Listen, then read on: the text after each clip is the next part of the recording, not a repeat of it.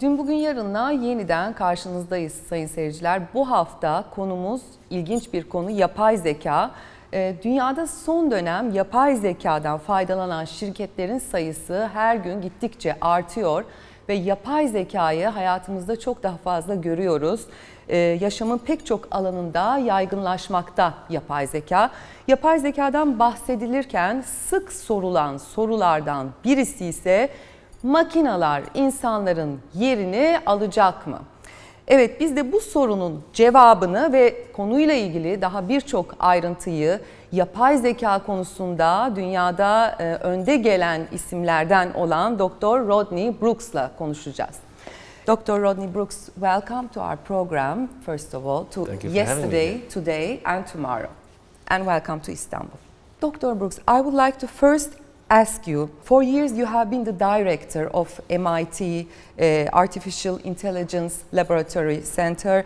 You are the founder and partner of iRobotics and Rethink Robotics, and a leading name in this field, in the field of artificial intelligence in the international arena, throughout the world.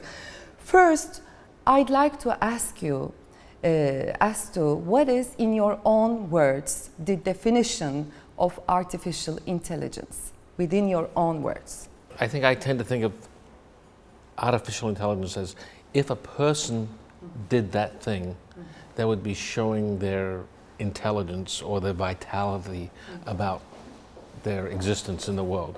So it's not a hard and fast definition, but it's some form of understanding, some form of creativity, some form of that the person does, and that's what makes them intelligent. You would say they're intelligent. That's what we're trying to build in artificial intelligence. When was the first time, the very first time, you as a person have decided to become a specialist on artificial intelligence, a researcher and so on? I was very young, and it wasn't that I decided I was going to become a researcher, but I decided these were really interesting questions. It was 1962. I was 7 years old, and my mother bought me two. I grew up in Australia, so this was in Australia. And my mother bought me two American books. One was about electricity, and the other was called Computers and Giant Brains. Computers and Giant Brains. Yes. And it talked about how computers sort of worked, and artificial intelligent computers. I was 7 years old, and I decided I was going to build an intelligent computer. And so I started working on it when I was 7. That was the book which has, you know... Well, there was that book, and then the electricity book gave me the tools to try to build the brain. It took me a long time. But you became as one of the leading names in this field throughout the world. I'm sure your mother and father, they would have been proud of you. Yeah, they were, of course. Yes. When we talk about artificial intelligence, AI, the biggest question people ask today is to whether machines will replace humans. And whether the machines will take the control over humans one day. Where are we on this today? Do we have to see ourselves as machines? Well, I think modern science looks at the world as though we are machines. You know, if you took a course in molecular biology, they wouldn't say, well, there's one molecule here and there's another hemoglobin molecule here, and they come together, and then the human soul intervenes and they lock together. No, it's all in terms of van der Waals forces and mechanistic explanations. So I think we, as scientists, think of ourselves as machines. So in principle, we could have intelligent machines made of other material. And then you touched on this worry that people have about those machines somehow being different than us. And I think that fear comes from perhaps a sort of Hollywood version of the world.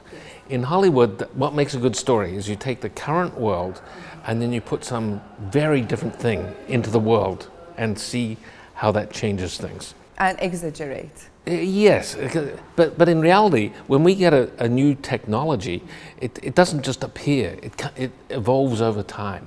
So if there were ultimately going to be machines that wanted to take over from us, before that there would be machines which were really quite annoying, and before that machines which weren't very pleasant. And so there's a dynamic. We change what we're doing in response to the technologies, and we don't get that fully formed technology just parachuting in. So we will, as we have, we will continue to change ourselves because of our technology. We no longer do much backbreaking work in farming. We use machines for farming. And likewise, we'll change our behavior with intelligent machines, as I think if you look at any group of people these days, they're always looking at their screen. Sadly. So we have changed. 24 hours. We have changed our behavior. We'll continue to change our behavior, and we will co-evolve with whatever these machines are. Let's talk about your speech here today, you know, at the Technology Summit, at Teknoloji Zirvesi from Turkcell. It was based on whether robots are an opportunity or a threat for a society. Do we have to worry about the future No. with artificial intelligence? Is there a robot revolution right now? Or Our use of robots and artificial intelligence has increased dramatically over the last 10 years, and it will continue to. But I'm more worried in the opposite direction. I think we face so many challenges where we need new technologies to help us through. I'm worried that we may not develop the technologies quickly enough. So I sort of have an opposite view from many people. In my talk today, I talked about two particular challenges. One is in many countries in Western Europe, North America, Japan, we're getting a much older society. It's different in Turkey. Turkey remains a very young society.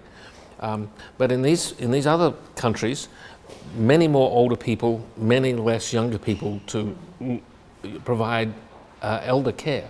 And so how will the elderly in those countries maintain their dignity and independence if they can't have help? Well, maybe they'll need help from artificial intelligence and from robotics to stay in their own homes longer. On the other side, I worry about climate change. yes, And I worry that climate change is changing our farms. We're just starting to see the data that shows this. so it comes to agriculture, And agriculture, where we grow our food. which is very crucial As the these days. as the weather gets wilder, I think we will see moving farming more indoors. And we already see a big push to have artificial meat in the United States. McDonald's just started selling burgers called Impossible Burgers that taste like meat but is a cultured product. But is this healthy? Yes, it is healthy. But we're going to continue to see farming move indoors. Yes. And then we have the cloud, we have sensors, we have the data going to the cloud, we can use machine learning to optimize the production techniques and optimize our food production using maybe 10% of the water and causing a lot less pollution. But we need artificial intelligence and robots to help us do that. Yes. Or to produce some soil fertilizer, for example, for the unfertile soils. Yes, but when we farm yeah. outdoors, it's when the weather is changing rapidly, that becomes very difficult to know how that's going to go. So I Yes. think we'll have much more controlled environments. I see. How would it be possible to coexist with super intelligent robots for humans in the future? Well, I think you're asking a question that is quite a few hundred years in the future. Some people think it's 10 years away or 20 years away. Sorry to interrupt. I think you believe that by 2200, am I right? Or 2,300 maybe. 2003, because I read somewhere 2200. And I'm sort of making a joke. I'm Yes. making a joke that it's a Okay. long, long way in the future. Yes. And so something that far in the future, I think it's impossible for us to think about sensibly. I'm very sure that in my lifetime, in my grandchildren's lifetime, we're not going to get that. So it's hard to know how that could happen. What would it be like? It would be, you know, in 1789, the first hot air balloon with people floated over Paris. And the people looking up at it didn't think, oh, we have to worry about noise at airports. That was what they were worried about then. And they couldn't yes. know. They couldn't know that that would be a big issue hundreds of years from now. So this is hundreds of years in the future. So the whole world is debating on artificial intelligence. There are even arguments that it would lead to, for example, immortality, either to immortality or to the end of the world. A lot of debates are going on AI regarding this topic. How do you see the future with AI, and how should we perceive? Should we be perceiving AI today? Okay, I'll say something maybe a little controversial. Please. About yes. AI being seen about immortality and the end of the world. Many religions talk about those two topics. Yes. I think it's human nature wants to understand those things. And so I think when we talk about artificial intelligence, it's sort of a techno-religion almost. And so I don't put much credence with it. But I think we, you know, we've always used technology to augment ourselves in many ways. You know, at one point, people were afraid of the printing press giving too much information to ordinary people. You know, because before that, reading was really restricted to religious scholars, and ordinary people who were farmers didn't need to read. And they were worried, oh, what happens when the ordinary people can read? And so I think I have much more confidence in humanity. I think we will adapt. We will see how to use artificial intelligence to our own benefit over time. There may be some hiccups along the way, but I don't see, just as with previous technologies, there have been hiccups. Some people have been displaced in their jobs, and it's been very unpleasant for them. But overall, we feel better about the way we live today than the way we lived hundreds of years ago. By when, actually we spoke about this just within the few previous questions, but I like to talk more about it. By when could artificial intelligence be as smart as humans? Or by when could the AI mature into artificial general intelligence? I think in principle we can build artificial general intelligence, super intelligence even.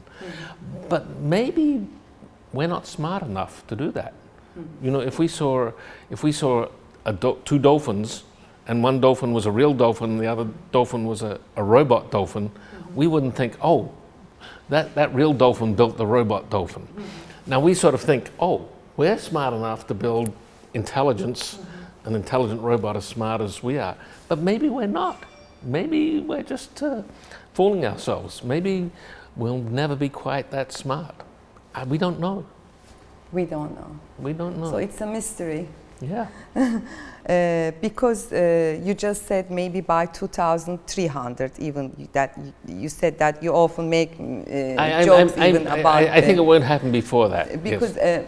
Ray Kurzweil, so you agree with him because he thinks that by 2029 we may have a 50% chance in building artificial general intelligence. Yes. Do you agree with him? No, he also wants to upload his consciousness to that intelligent machine. He wants eternal life. And every time I see Ray, I say, Ray, you're going to die.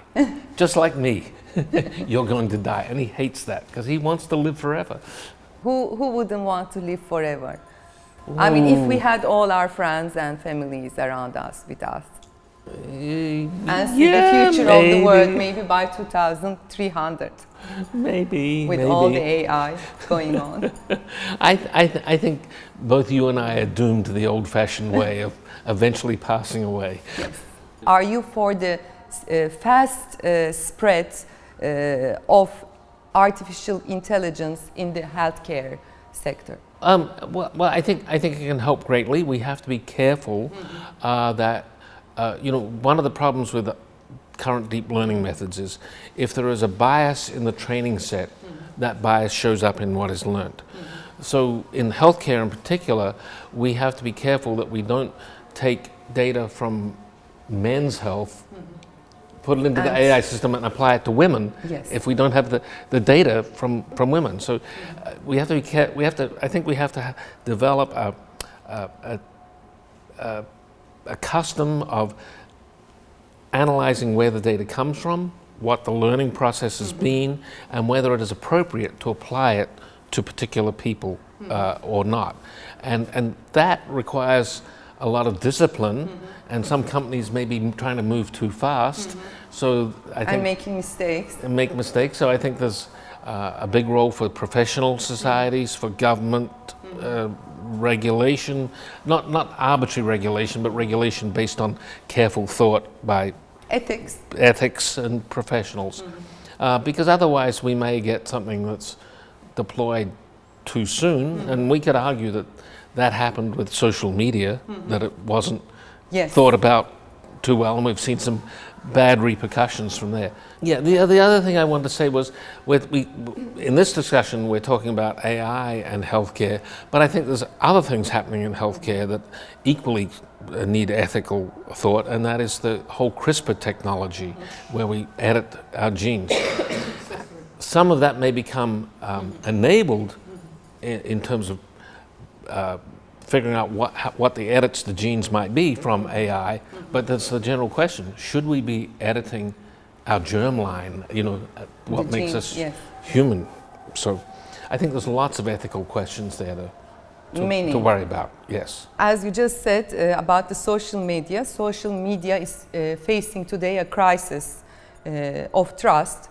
And just recently I've been reading the news, European Commission has unveiled ethics guidelines to influence the developments of AI systems before they become embedded in society. There were 7 principles and transparency was the main one. How do you evaluate this? Yeah, those principles were just unveiled this week in Brussels. Yes. I haven't had a chance to read the full thing yet. I think it's important to be thinking about those, but equally one has to worry whether it's the right solution.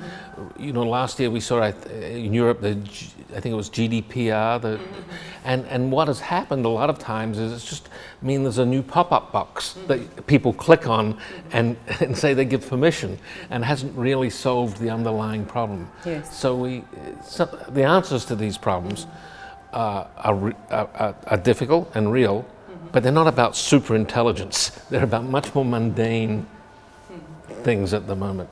You said you haven't had the chance to read it in detail about this European Commission's... I know it was just released principles. 1 or 2 days ago. I could read from here, for example, 7 principles for building trust in which transparency is key. Maria Gabriel, Europe's top official on digital economy, she said companies using AI systems should be transparent with public, and any decisions made by algorithm must be explained, she said. She also said that companies need to ensure their AI systems fairly. For example, if you have biased input data, it can become a big problem, such as when hiring people, for example. Yes, there was a case with Amazon. They could, hire only men, and women will be excluded. Such results could happen. So I think this was for that. How do you evaluate this? That's sort of the same issue I talked about where the data comes from, because the data may include biases toward men against women or vice versa. So that's certainly the case. I think the problem we get is saying that all algorithms have to be transparent, because if they are to be all transparent, that sort of means everything has to be shown. Yes. And I think companies will resist that. Are the lights in the ceiling above us, they're controlled by algorithms these days. Does the lighting company want to show the listing of all their code. Look, it doesn't have AI in it. Or does it have AI? So I think the principles may sound good, but there will be a lot of back and forth as we come to a better understanding of how to apply them in practice. So that transparency wouldn't be there for 100%, but maybe for 90% or 80% of transparency could be reached by and then we're going to have arguments. So it's an important question, but I don't think the solutions will come quickly. You know, most of the things we have in our society evolved over many decades, and we made mistakes on how we did them, and then we tried to fix them. But it takes a while. Yes, and recently Apple and Google lately has made some mistakes with Facebook and Google. Apple, Google, Facebook also lately has made some mistakes within the field of AI, they say. Yes. You know, just last week Google appointed an ethics board and then cancelled the ethics board. So it's going to take a while, and one could argue that some of the suggestions the large companies have made about wanting government regulation would be so onerous on a smaller company that it will drive smaller companies out of business and benefit the larger companies. So, which is sad. Yeah, so it's a tricky thing, because I think most people agree that more competition would be better, instead of there being only one solution for a search engine or one solution for a social media. We'd be better off with having multiple ones. And then go on from there, and what it will lead to. And people can choose, you know, that one's not ethical. We don't like that one. We like this other one. But if there's no choice, we can't do that. Yes, that's true. And where are we in prohibiting the use of artificial intelligence to develop weapons? What would you say on this? Because I find this quite important. Yeah, I'm going to have a very contrary opinion. I mean, although I'm not into this field and I don't know much, I just ask you based on what I read. Yeah. So for a while, my company, iRobot, not only made vacuum cleaning robots, but also made military robots. And that division now got sold. But we thought a lot about this. We had artificial intelligence in our robots. They were mostly used for bomb disposal. But people were saying, well, we can't have artificial intelligence in weapons because they can never make the decisions that people could, and it might increase the tempo of war. And we came to the conclusion that we had a slogan: a robot can afford to shoot second. Shoot second. Be the second person shooting. Yes. If it's a young soldier just out of high school and they're put in a dangerous situation and they have a gun, they're very scared. If something happens, they will, in the dark, they'll tend to shoot. So I think that's sort of a bias. People think, oh, somehow if there's artificial intelligence in the weapon, it will be more deadly. But in fact, it can be more calm than a poor, frightened 19-year-old or 20-year-old soldier. So I think that question is a little more subtle. And the other issue is that we have democratized through online courses, MOOCs, we have democratized the whole engineering discipline. And to say that a professional society can say, we won't put AI in weapons, I'm not saying that's not a reason to stop it, but it's a much more difficult question. It's not that just the wealthy nations have the monopoly on technology anymore. Everywhere in the world, people can have access, because the internet is almost universal. Yes. Everywhere in the world people can have access, and they do put technology to work for all sorts of purposes. So it's a much more difficult question, and we'll outlaw it. Okay.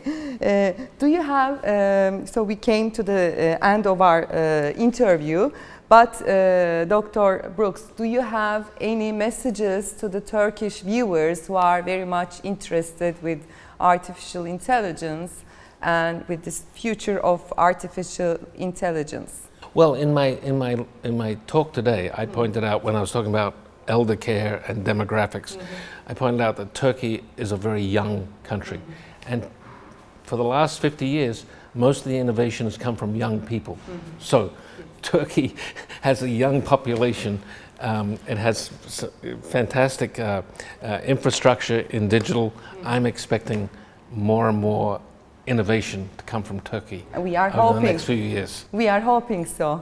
Dr. Rodney Brooks, thank you very much for your time.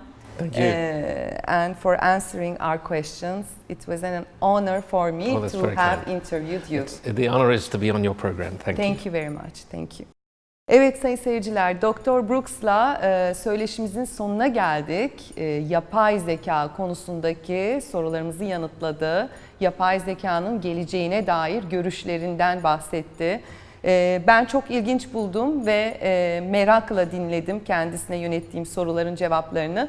Umarım sizler de keyif almışsınızdır ve bir sonraki programımızda yeniden karşınızda olmak üzere. Şimdilik hoşça kalın.